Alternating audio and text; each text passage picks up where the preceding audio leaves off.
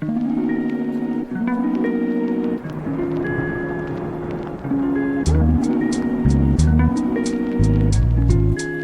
से स्वागत है पांडे क्लासेस में। आज हम पढ़ने वाले हैं अपना नया पाठ 3 फूल और कांटा, जिसे लिखा है अयोध्या सिंह उपाध्याय हरिओत जी ने। जिसे किसने लिखा है? अयोध्या सिंह उपाध्याय हरिओत जी ने लिखा है। यहाँ पर हरिओत जी लिखते हैं कि फूल और कांटा, जैसे नाम से ही स्पष्ट हो रहा है, फूल और कांटा। आप जानते हैं फूल बहुत कोमल, सुंदर और सबको मोह लेने वाले होते हैं, लेकिन कांटा क्या होता है? सबको कष्ट देने वाला होता है। तो यही बात इस कविता पर बताई गई है। पढ़ते हैं इस कविता को। है जन्म लेते जगह में एक ही पौधा उन्हें है पालता। रात में उन पर चमकता चाँद भी एक ही सी चांदनी है डालता। क्या होता है? जन्म लेता जन्म लेते जगह में, एक ही जगह में जन्म लेते हैं और एक ही पौधा उन्हें पालता है। कौन? फूल और कांटा दोनों एक ही जगह पर जन्म लेते हैं और एक ही पौधा उन्हें क्या करता है? पालता है, उनका पालन पोषण करता है। रात में उन पर चमकता चाँद भी, और रात पर क्या है? एक ही चाँद दोनों पर चमकता है और एक सी चांदनी उन पर डालता है, एक समान चांदनी उन पर डालता है। मेह उन पर है बरसता एक सा, एक सी उन पर हवाएं हैं बही।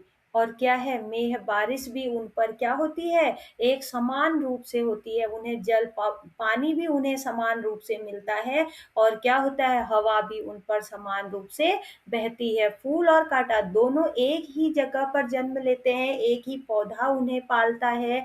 चाँद भी एक ही उन पर चमकता है और जो अपनी चांदनी समान रूप से दोनों पर डालता है। बारिश और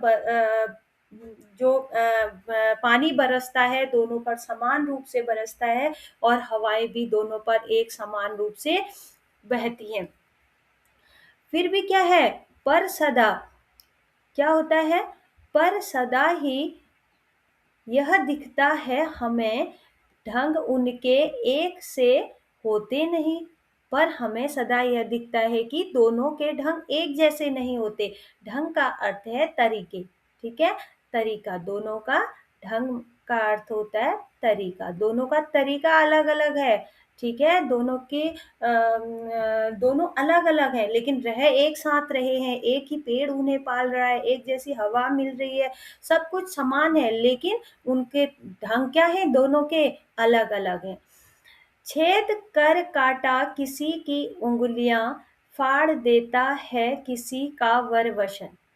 कांटा क्या करता है? अगर उस पर किसी की उंगली लगी तो उस पर क्या कर देता है? छेद कर देता है। कांटा किसी की उंगली अगर कांटे पर लग गई तो उस पर क्या कर देता है? छेद कर देता है। और फाड़ देता किसी का वरवशन, और किसी के नए कपड़े क्यों ना हो, अगर कांटे के पास लगे तो वो उसने भी फाड़ देता है। प्यार डूबी तितलियों का पर कतर। पर का अर्थ यहाँ पर है पंख, ठीक है? और जो तितलियां हैं, प्यार में डूबी जो तितलियां हैं, उनके पर भी वो क्या कर देता है? कतर देता है। अर्थ की कांटे पर जैसे ही तितली के पंख लगेंगे तो वो क्या कर देगा? उस पर कई छोटे छोटे छेद कर देगा, उसे कतर देगा। कतरना का अर्थ छोटे छोटे महीन छेद उस पर हो जाएंगे, ठीक है? भौर का है भेद देता श्यामल तन, और जो भौर है उसका जो श्यामल तन है उसको भी वो भेद देता है, क्योंकि भौरे रस लेने के लिए फूलों पर आते हैं।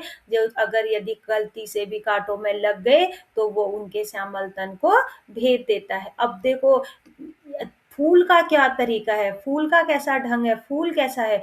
फूल लेकर तितलियों को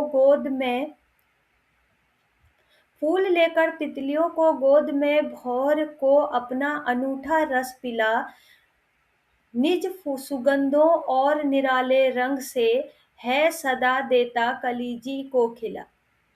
क्या करता है? अब फूल क्या करता है, जब तितलियाँ उसके पास आती हैं रस लेने के लिए, तो वो उनको क्या करती है, फूल आराम से उनको अपने गोद में बैठा लेता है, मानो अपनी गोद में बैठा लिया हो, और भँवरों को अपना अनूठा और मीठा रस पिलाता है। और वो क्या करता है, भँवरों को अपना स्वादिष्ट मीठा रस, अनूठा का अर्थ है स्वादिष्ट और मीठा रस, ठीक है? मीठा रस पिलाता है, और निज सुगंधों और निराले रंग से, निज सुगंध और अपने निज मतलब कई तरह के, तरह-तरह की अलग-अलग रंग के सुगंधों से, अलग-अलग प्रकार की सुगंधों और अपने निराले अनूठे जो उनके सुंदर अलग-अलग रंग हैं, उनसे है सदा देता कलीजी को खिला, कलीजी को, हृदय को खिला देता है, हृदय को प्रसन्न कर देता है। कौन? फूल। अगर फूल के पास कोई जाता है, वो अपनी सुगंध और अपने रंगों से हृदय को खिला देता है। खटकता एक सब की आँख में, दूसरा है सोहता सुरसीस पर। एक क्या है? खटकता है सबकी आँख में, कौन है वो? काँटा। सबकी आँख में खटकता है, और दूसरा सोहता है सुर शीस पर, और दूसरा सोहता है, शोभायमान होता है, मतलब सजता है देवताओं के शीश पर, उनके सिर पर शोभायमान होता है। किस तरह कुल की बड़ाई काम दे, जो किसी में बड़प्पन की कसर, बड़प्पन है अच्छाई, बड़प्पन अच्छाई, अच्छा व्यवहार, ठीक है? तो बड़प्पन की कसर, किस तरह कुल की बड़ाई काम दे। कुल का अर्थ होता है कुल है, जैसे कोई कहते हैं ना हमारे वंश, कुल का अर्थ है वंश, वंश कुल, ठीक है? तो किस तरह कुल की बड़ाई, अगर वंश बड़ा है, कुल बड़ा है, अगर तुमने बड़े कुल में जन्म लिया है, तो और तुम्हारा व्यवहार अच्छा नहीं है, तुम में अच्छाइयाँ नहीं है, तो बड़े कुल में जन्म लेने से कुछ नहीं होता, बड़े कुल में जन्म लेना व्यर्थ है।